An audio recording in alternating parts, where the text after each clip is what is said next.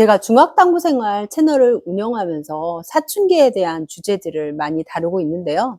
사춘기 주제 가운데서 가장 인기가 있는 컨텐츠가 뭐라고 생각하세요? 부동의 1위 컨텐츠가 있습니다. 바로 사춘기 폭언하는 아이들은 도대체 이유가 뭘까 하는 영상입니다. 그만큼 사춘기에 부모님에게 화를 내고 폭력적인 행동을 하는 아이들이 많다는 얘기가 될 텐데요. 역으로 생각해 볼까요? 폭력적으로 행동하고 폭언을 하는 아이들은 자신의 감정을 발산하는 아이들이죠. 그러면서 나 좀 봐달라고 소리를 고래고래 지르는 친구들입니다. 그렇다면 반대의 경우도 있을 텐데요. 그렇습니다. 입을 꼭 닫고 어떤 말도 하지 않는 친구들도 있습니다. 그렇다면 폭언을 하는 친구들은 위험하고 당장 어떻게든 해결을 해줘야 되는 친구들이고, 조용히 머무는 친구들은 안전하니까 괜찮은 걸까요? 흔히 그렇게 생각하기가 쉽습니다. 조용히 있는 친구들 그렇게 귀찮게 하지 않으니까요. 문제를 크게 일으키지 않으니 그 심각성을 잘 모르고 넘어가는 경우가 많은데요. 실제적으로는 조용히 넘어가는 친구들이 오히려 문제가 더 있을 수 있다는 점을 기억해야 됩니다. 오히려 자기의 의견을 이야기하고 감정 상태를 말하는 친구들은 그걸 풀어냄으로써 자신의 마음을 어찌됐든 표현한 거잖아요. 그렇지만 마음을 표현하지 않고 문을 닫는 친구들은 전혀 자기의 감정을 드러내지 못합니다. 이런 감정들이 쌓이게 되면서 불안이나 우울증으로 발전하기도 하고요. 아니면 커서까지도 부모님과 실제적으로 소통을 많이 하지 않는 아이가 돼버리기도 합니다. 누군가 그러더라고요. 자기는 크면서 사춘기 때 부모님 속을 그렇게 많이 썩였대요. 그런데 그렇게 속을 많이 썩이고 싸우고 하면서 부모님과 가까워져서 지금 어른이 된 다음은 굉장히 부모님과 많은 소통을 하고 친하게 지낸다고 합니다. 그런데 그렇게 소통을 안 하고 혼자 조용히 문을 닫고 들어갔던 친구들은요, 부모님과 오히려 서먹서먹한 관계가 될 가능성이 많습니다. 사춘기만 잘 보낸다고 해결이 되는 게 아니라 문제를 덮어둔다고 해서 문제가 사라지는 것이 아니라는 뜻입니다. 그렇다면 아이들이 왜 사춘기에 입을 닫는지 생각해 볼까요? 강남에서는 사춘기에 문을 쾅 닫고 들어가는 아이들, 혹은 문을 쾅쾅 두드리면서 자신을 발산하는 아이들을 막기 위해서 어려서부터 아이 방 문을 뗀다고 하더라고요. 그러나 그것은 결코 건강하지 못한 방법입니다. 왜냐? 사춘기 아이들은 자기만의 공간과 자기만의 시간을 필요로 하기 때문입니다. 건강한 사춘기 아이들도 부모님과 소통을 줄이고 입을 닫을 수 있습니다. 우리 아이가 어릴 때와 다르게 너무 말이 없어졌는데 라고 걱정부터 하실 필요는 없습니다. 이 영상 보시면서 아이가 자꾸 문을 닫고 들어가는데 문제 있는 거 아니에요? 라고 생각하실 필요가 없는 것이, 어쩌면 일부분은 그 행동이 자연스러운 거죠. 아이들은 부모님과 독립하려고 자기만의 생각을 가지기 시작합니다. 그게 바로 사춘기죠. 그러면 부모님과 떨어져 있어야 자기 생각을 가질 수 있겠죠? 그래서 자기만의 공간에서 자기만의 물건과 시간을 소중하게 생각하는 경향이 있습니다. 사춘기의 자연스러운 현상입니다. 그래서 우리 아이가 자기만의 시간을 가져. 그랬다가 다시 가족 간에 함께하는 시간에는 나와서 깔깔거리면서 이야기를 해. 이거는 너무나 자연스러운 과정이라는 거죠. 아이가 그런 과정을 통해서 자기가 혼자 독립해 가는 것임을 일단 전제로 깔고 시작해야 되겠죠.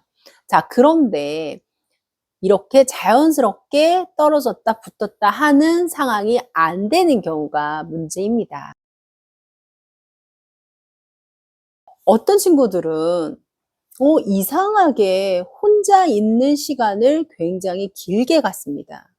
화가 난 것도 아니고, 그렇다고 해서 부모님과 사이가 안 좋은 것도 아닌데 별로 대화를 하려고 하지 않습니다. 입을 꼭 닫아서 너무 답답해요. 아이가 어떻게 지내는지, 무슨 생각을 하는지 통 모르겠어요. 라는 생각이 드신다면 그때부터는 문제의식을 갖고 살펴볼 필요가 있겠죠. 아이가 밖에 나가서 다른 어른들이나 선생님이나 친구들과는 자연스럽게 대화가 되는데 부모님과만 대화를 안 한다면 이건 뭔가 문제가 있는 거겠죠. 이럴 때 살펴볼 것은 바로 나의 태도입니다. 부모로서 내가 아이를 대하는 방식을 점검할 필요가 있습니다. 역으로 생각해서 내가 아이라면 나 같은 부모와 대화가 하고 싶을지 체크해 봐야 됩니다. 아이가 입을 닫는 이유는요, 부모와 대화가 안 통하기 때문입니다. 세대 차이 때문에 기본적으로 대화가 잘 통하진 않아요. 하지만 우리가 세대 차이가 난다고 해서 아예 대화를 안 하고 사는 건 아니잖아요. 내가 좋아하는 사람, 내가 말하는 것을 기꺼이 받아줄 것 같은 사람은 세대 차이가 나도 그것을 기꺼이 넘어서서 설명하면서까지 대화를 하려고 합니다. 그런데 부모님이 내가 이야기를 했을 때 경청하지도 않고 받아주지도 않아요. 수용하지 않고 밀어내면서 너의 생각은 무조건 틀렸어. 네가 뭘 안다고 그래. 너는 세상을 모르잖아. 라고 무시만 한다면 아이가 자기 이야기를 하고 싶지 않죠. 아이들이요, 관심이 있고 자기 목표가 뚜렷한 이야기는 부모님을 설득해서라도 그것을 반드시 이루어냅니다. 예를 들어, 자기가 갖고 싶은 아이돌 앨범이 있다고 생각해 보세요. 게임 아이템이 있다고 해요. 그런데 그거를 용돈을 넘어서는 범위에서 사야 된다면 어떻게든 설득해서 그거를 얻어내려고 하겠죠. 이와 마찬가지입니다. 부모님에게 대화가 잘 되고 어떤 이야기를 하고 싶다면 어떤 방식으로든 아이는 이야기를 시작할 겁니다. 그래서 아이가 입을 꾹 닫고 방에 들어가서 어떤 대화도 하지 않으려 한다면 대화하는 방식에 문제가 있는 건 아닌지 살펴봐야 돼요. 부모와는 더 이상 거부한다 라는 생각이 들면 주변에 어떤 어른이든 대화가 통하는 어른과 이야기를 해서 전달받는 방법을 사용하셔도 됩니다. 일단은 아이 마음을 아는 것이 우선이니까요. 아이가 믿고 이야기할 수 있는 어른이 있다면 그 어른을 통해서 아이의 마음을 전해 들으시면 좋습니다. 예전에 어느 학교에서 아이가 성적이든 무엇이든 깊은 슬픔이 있어서 스스로 목숨을 끊는 일이 있었어요. 그런데 부모님이 오셔서 학교 선생님들한테 그렇게 묻는 거예요. 도대체 우리 아이는 어떤 아이였나요? 우리 아이가 무엇이 그렇게 힘들었을까요? 평소에 어떤 고민을 하고 살았을까요? 라고 물으십니다. 이런 일이 일어나면 참 슬프잖아요. 내 아이인데도 어떤 생각을 하는지 전혀 모르고 대화가 뚝 끊어진다면 그것만큼 힘든 일이 없을 것 같습니다. 그렇기 때문에 아이가 너무나 자연스럽게 대화를 거부하고 자기만의 동굴로 계속해서 들어가 있다면 자연스러운 만남과 헤어짐이 이루어지지 않는다면 그때는 아이 마음을 반드시 체크해 보셔야 됩니다. 두 번째, 아이가 대답을 하는 것 같긴 한데 뭔가 답답한 상황이 있을 수 있어요. 이거를 소리 없는 반항이라고 불러볼까요? 그런 상황도 조심해서 살펴보실 필요가 있습니다. 아이가 내가 이야기를 했을 때 응이라고 긍정적인 대답을 하는데요.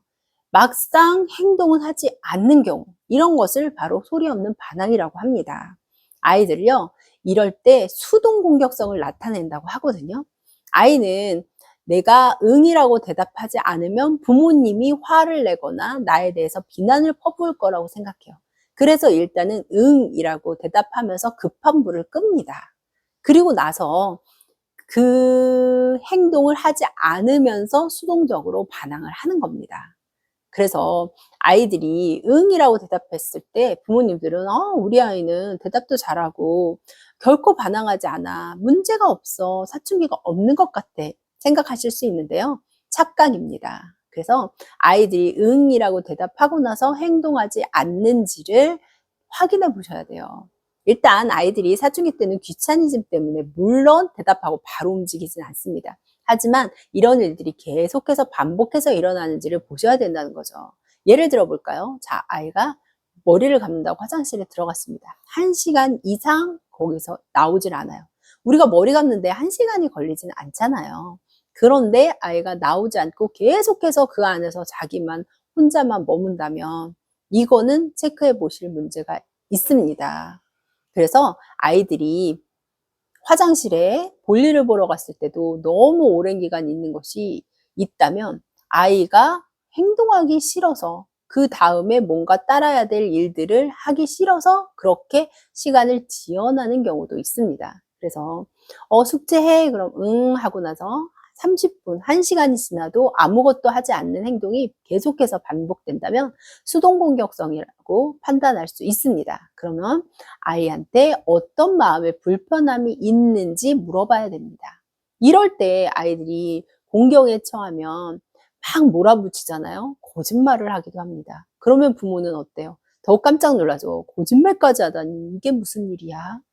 얘는 뭔가 적극적으로 행동하는 게 없고 거짓말까지 하다니 정말 문제다라고 판단하실 수 있는데요. 그럴 때 아이들은 한 곳에 몰리면 거짓말을 할 수밖에 없습니다. 부모님이 막 몰아붙이는 거예요. 일이야 이야, 했어 안 했어, 찬성이야 반대야 이렇게 몰아붙이면 나는 반대라고 이야기하고 싶어, 안 했다고 말하고 싶어. 그런데 안 했다고 말하면 부모님이 또 화를 내고 나에게 막 쏟아부을 게 뻔하단 말이에요. 그러면 했다라고 무야무야 하면서 거짓말을 할 수밖에 없는 상황이 돼요. 그러면 부모님이 거짓말을 눈치채고 또 몰아붙이기 시작합니다. 그래서 이럴 때는 둘 중에 하나를 고르는 게 아니고 그런 상황을 만들지 않는 게 필요합니다. 이걸 했는지 확인해 보자.